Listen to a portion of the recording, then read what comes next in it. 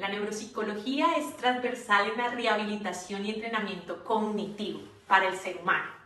Soy Diana Medina, doctora en neurociencias y psicopatologías. Y la neuropsicología también se asocia al componente psicosocial y se relaciona con el desarrollo cognitivo del ser humano. Soy Mauro Galindo, neuropsicólogo clínico. Muchas veces las personas dicen, me enviaron al neuropsicólogo y no estoy loco, no estoy mal de la cabeza. ¿Qué pasa en esos momentos cuando envían al neuropsicólogo? Bueno, hay que entender que la neuropsicología es una disciplina de la neurociencia que quiere evaluar los componentes cognitivos, como lo hemos venido hablando. Entonces, utiliza unos instrumentos específicos para medir los niveles de inteligencia, las capacidades, también ver los potenciales de la persona, no solo dificultades. Entonces, qué importante es que las personas puedan entender que cuando hay una remisión en neuropsicología, lo que me están refiriendo es que quieren ver mi perfil cognitivo. Algún especialista, como el neuropediatra, el neurólogo, el psiquiatra, aún un médico general puede tener la indicación o dar la indicación al paciente para conocer ese perfil. Doctor Mauro, ¿qué instrumentos utilizamos para medir esos perfiles cognitivos? ¿Qué se mide allí? Porque muchas veces las personas creen que le van a tener que poner a uno algo en la cabeza, o es un cable, o qué es lo que me van a buscar a mí para medir eso. Entonces, cuéntanos un poco acerca de eso. Bueno, claro que sí, hay que tener en cuenta que estas son herramientas psicométricas, quiere decir que tienen un periodo de prueba y evaluación que crea una confiabilidad y una validez para aplicar a cierto tipo de población. Entonces tenemos la población infantil, la niñez y los adultos, ¿cierto? Entonces tenemos esta evaluación específica que mide unos componentes cognitivos como tú lo mencionas, ¿sí? La atención, la memoria, la fluidez verbal, las funciones ejecutivas, que son componentes importantes dentro de la función de la vida diaria de los seres humanos, ¿sí? Por ejemplo, cuando tú planeas alguna iniciativa, tú dices, bueno, hoy voy a hacer cierta actividad, hago una agenda, ejecuto, mantengo mi atención ahí, trabajo con esa información. Eso evalúa esas pruebas neuropsicológicas, ¿sí? Ese perfil que necesitamos en la vida diaria. Por eso es que se emite también un concepto neuropsicológico para hacer esta evaluación y tener en cuenta qué está ocurriendo con las problemáticas de la vida diaria, porque a veces pasa de que no me concentro, no puedo coordinar bien, no doy respuesta a lo que me están exigiendo y no sé, yo siento, he tenido las capacidades antes, pero ahora no sé qué está pasando. Ok, perfecto.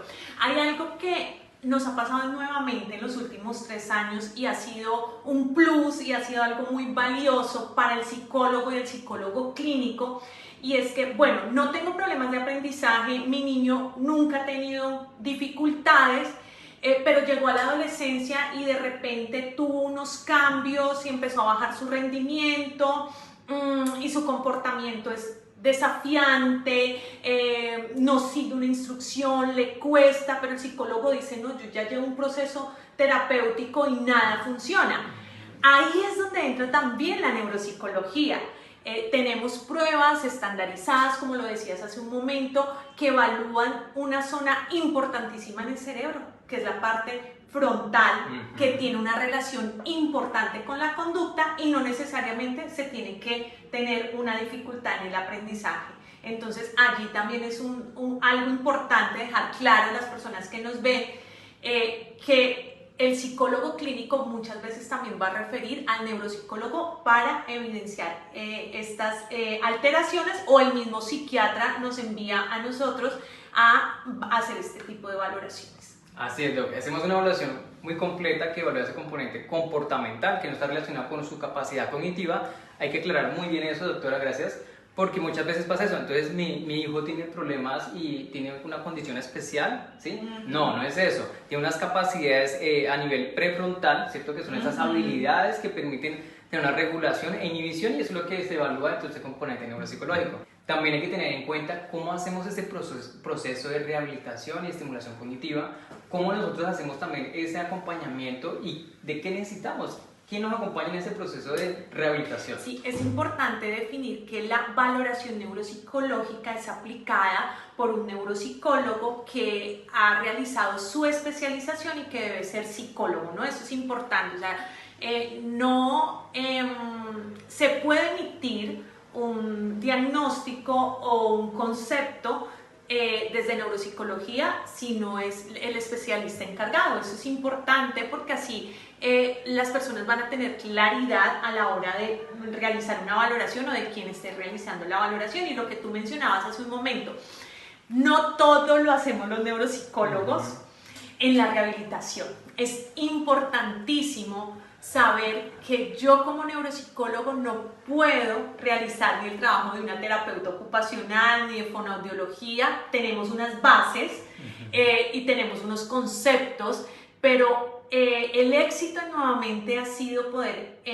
entender que cada uno tiene su línea de rehabilitación y que si es cierto que yo puedo acompañar, puedo dar unas directrices, puedo en mi terapia tener en cuenta unos aspectos en el lenguaje, en el desarrollo motriz, pues ese es un campo que debo respetar desde el área que le corresponde. Y ese ha sido el éxito nuevamente, contar con el equipo y saber que nosotros siempre vamos a llegar hasta un punto de evaluación, un punto de rehabilitación y donde me tengo que apoyar de otros profesionales para lograr una rehabilitación exitosa como lo hacemos aquí nuevamente.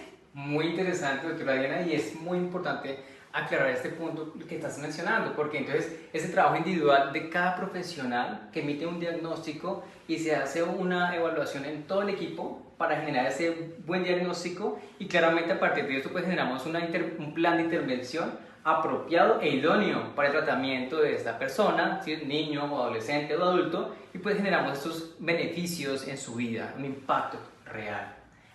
También es importante mencionar cuál es esa emisión del concepto del neuropsicólogo, ¿cierto? Entonces, solamente lo emitimos los neuropsicólogos, ¿cierto? Lo que me estás diciendo, para poder generar ese concepto completo a partir de una entrevista, ¿cierto?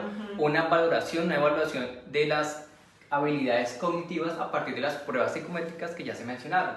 Exactamente.